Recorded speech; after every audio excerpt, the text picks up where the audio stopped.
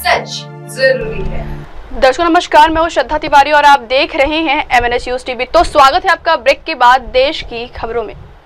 एक नजर आज की हेडलाइंस की ओर। अनुष्का यादव का भाई आया सामने, तेज प्रताप का पक्ष लेते हुए लालू परिवार को दी नसीहत। सीएम अब्दुल्ला बोले खून खराबे के चलते नहीं रुकेगा तरक्की का एजेंडा। यूपी में सीट बंटवारे पर बोले कांग्रेस सांसद इमरान मसूद। तो खबरें विस्तार से। अनुष्का यादव का भाई आया सामने, तेज प्रताप का पक्ष लेते हुए लालू परिवार को दी नसीहत। तेज प्रताप यादव और उनकी गर्लफ्रेंड अनुष्का यादव को लेकर शुरू हुआ विवाद थमने का नाम नहीं ले रहा है। इसी बीच अनुष्का के भाई आकाश यादव का बयान सामने आया। आकाश ने कहा है कि अनुष्का उनकी छोटी बहन है और उसका जो भी निर्णय होगा वो उसके साथ खड़े हैं और भाई का फर्ज निभाएंगे। आकाश यादव ने तेज प्रताप का पक्ष लेते हुए लालू परिवार को नसीहत दी है।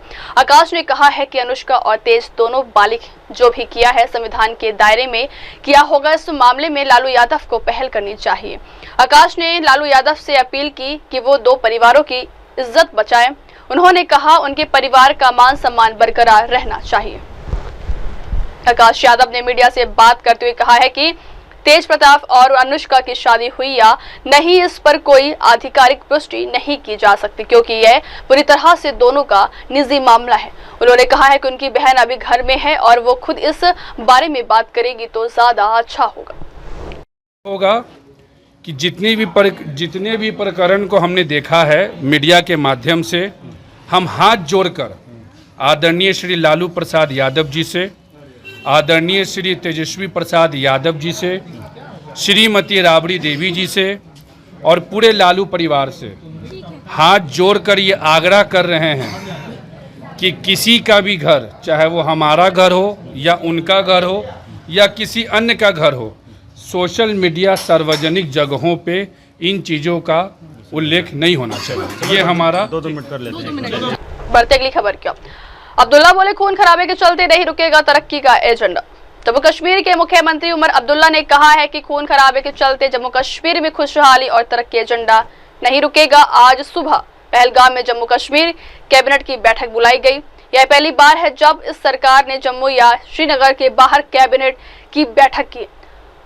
हमने पहलगाम में सिर्फ प्रशासनिक या सरकारी समारोह के लिए कैबिनेट की बैठक नहीं की। सीएम अब्दुल्ला ने कहा है कि हमने अपनी सरकार के एजेंडे के मुताबिक काम किया है। जम्मू कश्मीर में तरक्की और खुशहाली का एजेंडा, यहाँ के लोगों का प्रतिनिधित्व करने का एजेंडा खून खराबे के कारण नहीं रुकेगा।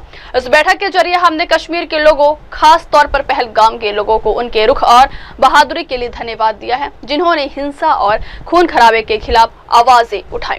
मुख्यमंत्री उमर अब्दुल्ला ने कहा है कि हमारे लिए पर्यटन एक आर्थिक गतिविधि है। यह लोगों के लिए आय का स्रोत है।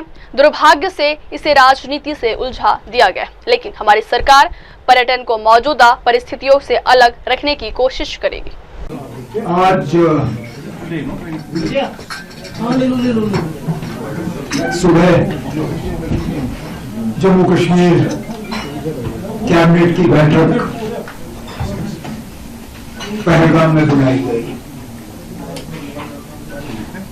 और ये इस हुकूमत के लिए पहली मर्तबा है कि हमने जम्मू या श्रीनगर से बाहर आके कैबिनेट की कोई मीटिंग की हो।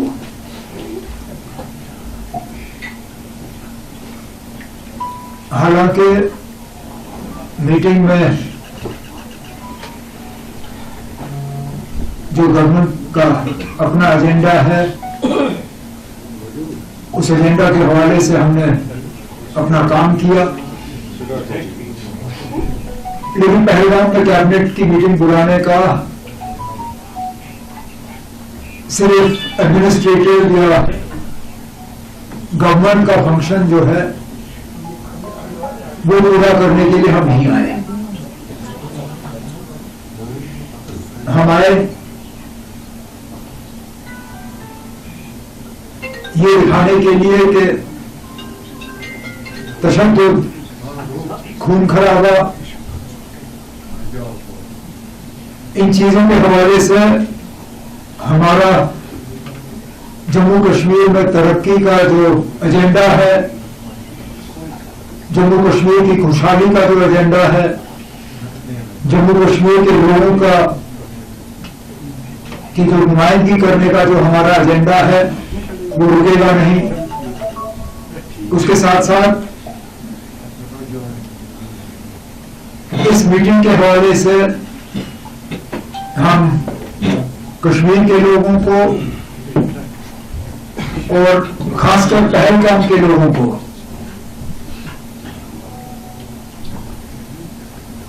बाईस अप्रैल के हमले के बाद जो उनका रवैया रहा, जो उनकी बहादुरी रही,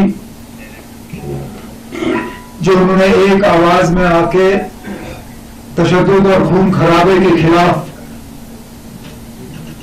अपनी आवाज बुलंद की, उसका शुक्रिया करने के लिए और उसको सलाम कर। बढ़ते अगली खबर की ओर। यूपी में सीट बंटवारे पर बोले कांग्रेस सांसद इमरान मसूद।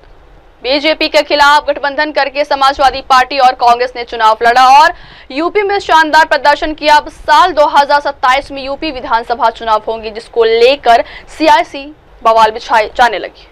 कांग्रेस और सपा के बीच सब कुछ ठीक नहीं चल रहा है, जिसका अंदाजा कांग्रेस के नेता के बयानों से लगाया जा सकता है। कांग्रेस सांसद इमरान मसूद ने सीट बंटवारे को लेकर यहां तक कह दिया है कि हम क्या कोई भिखारी है।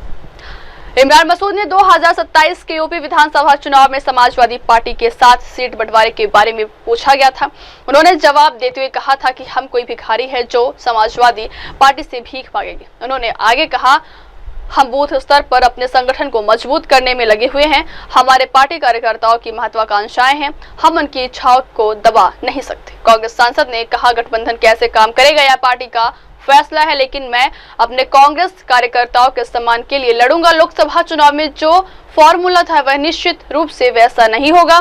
हम पूरी ताकत से चुनाव लड़ेंगे, हमारे पास नेताओं की कमी नहीं है। अब का क्या फॉर्मूला रहना चाहिए? देखिए, हम लोग अपने संगठन सर्जन के कार्यक्रम पे लगे हुए हैं। हम लोग बूथ लेवल तक अपने संगठन को मजबूत करने में लगे हुए हैं और हमारे जो नेता हैं, हमारे जो कार्यकर्ता हैं, उनकी महत्वाकांक्षाएं, उनकी भी इच्छाएं हैं। राजनीति के अंदर हम उनकी इच्छाओं का दमन नहीं कर सकते, हमें उनकी भी इच्छाओं का सम्मान करना पड़ेगा। तो हम अपने संगठन को मजबूती दे करके, और अगर गठबंधन का फैसला, ये फैसला पार्टी का है कि किस तरह गठबंधन होगा, लेकिन मैं अपने कार्यकर्ताओं के, कांग्रेस के कार्यकर्ताओं के, कांग्रेस के नेताओं के सम्मान के लिए पूरी मजबूती के साथ लड़ाई लड़ूंगा। किस तरीके का आप जो है अलायंस चाहते हैं, क्या फॉर्मूला चाहते हैं और क्या कांग्रेस अपने आप को कैसे देखती होती है? नहीं, फॉर्मूला तो पार्टी तय करेगी कि क्या फॉर्मूला होगा, लेकिन जो फॉर्मूला लोकसभा चुनाव में था निश्चित रूप से वो नहीं होगा।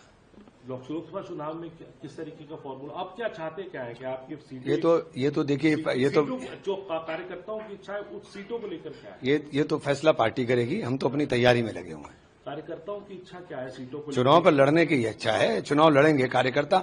लोकतंत्र के अंदर क्या होता है, इच्छाएं, चुनाव लड़ना ही तो होता है। चुनाव लड़ेंगे, हमारे पास नेताओं की कमी थोड़ी ना है। चुनाव लड़ेंगे, सब मजबूती के साथ लड़ेंगे। और सपा से आप चाहेंगे कि सीटें आपको? अब सपा से क्यों चाहूंगा मैं अपनी पार्टी से चाहूंगा। सपा से क्यों चाहेंगे, या सपा से हम क्यों मांगेंगे? हम कोई भिखारी है कि हम भीख मांग रहे हैं? हम किसी से भिखारी नहीं है कि भीख मांगेंगे। बढ़ते अगली खबर की ओर। जम्मू कश्मीर के रामबन में आए तूफान, पेड़ उखड़ने से घर और कारों को नुकसान। जम्मू कश्मीर के रामबन में हाल ही में आए तूफान के कारण भारी तबाही हुई है। बादल फटने और भूस्खलन से कई घर और कारें क्षतिग्रस्त हो गई और पेड़ उखड़ने की घटनाएं भी हुई है। कुछ स्थानों पर पहाड़ का मलबा सड़कों और रिहायशी इलाकों तक पहुंच गया, जिससे यातायात बाधित हो गया। नदी के किनारे बसे गांवों में विशेष रूप से भारी तबाही हुई है। कुछ रिपोर्टों के अनुसार 30 से अधिक घर बह गए और कई वाहन भी नष्ट हो गए हैं। एक 13 वर्षीय लड़के की भूस्खलन में मौत भी हो चुकी है और कुल मिलाकर कई लोगों की मौत की खबर है। राहत और बचाव कार्य जारी है, लेकिन बारिश और भूस्खलन के कारण इसमें बाधा आ रही है। बढ़ती अगली खबर की ओर। मणिपुर में राष्ट्रपति शासन फेल, कांग्रेस ने क्यों कहा केंद्र राज्यपाल को वापस बुलाए।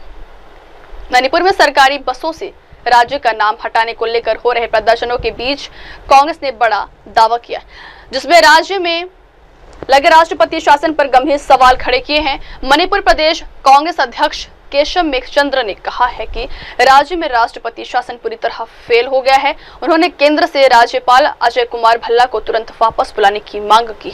मणिपुर में मई 2023 से कुकी और मैतेई समुदायों के बीच हो रही जातीय हिंसा के चलते अब तक 260 से ज्यादा लोगों की जान जा चुकी है और हजारों लोग पलायन कर चुके हैं। इसके चलते मुख्यमंत्री एन बीरेन सिंह ने 9 फरवरी 2025 को इस्तीफा दे दिया था, जिसके बाद 13 फरवरी 2025 से मणिपुर में राष्ट्रपति शासन लागू है। दरअसल हुआ ये कि 20 मई को एक सरकारी बस पत्रकारों को लेकर शिरुई लेली महोत्सव जा रही थी। इम्फाल के पास ग्वालटाबी चेक पोस्ट पर सुरक्षा बलों ने बस को रोक दिया और बस की विंडशील्ड पर लिखे मणिपुरी शब्दों को ढकने की बात की। इसके बाद लोगों का गुस्सा फूट पड़ा और लोग विरोध पर उतर आए। छात्र और महिला संगठनों ने 6 किलोमीटर लंबी मानव चेन बनाकर अपना विरोध जताया। सोमवार को प्रदर्शन के चलते राज्यपाल को सड़क के बजाय सेना के हेलीकॉप्टर से राजभवन पहुंचाया गया। लोगों की मांग है कि राज्यपाल इस घटना के लिए माफी मांगे। अब वक्त हो चलो दर्शकों ब्रेक का। ब्रेक के बाद की खबरें मेरे सहयोगी शिवा के साथ। तब तक के लिए देखते रहिए देश और दुनिया की तमाम बड़ी खबरें। धन्यवाद। आप देख रहे हैं एमएनएस न्यूज, सच जरूरी।